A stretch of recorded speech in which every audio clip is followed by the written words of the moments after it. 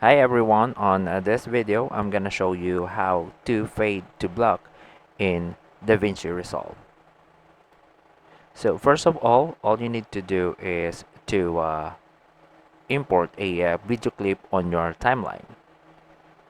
And after you imported a video clip on your timeline, go to Effects.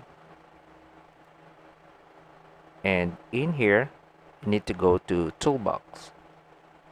And in Toolbox, look for Video Transition, look for Deep to Color Dissolve, and then drag it to the end or drag it at the end of your video clip.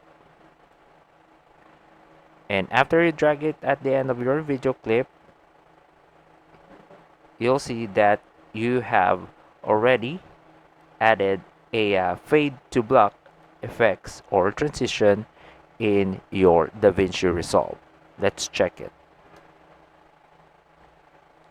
There you go.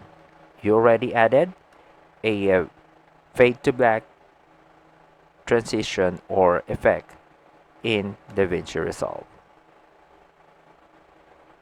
If you want to change the color of this transition, all you need to do is just click the effects here at the end of your clip. Go to inspector and change the color here. And that's all for this video. Thank you for watching.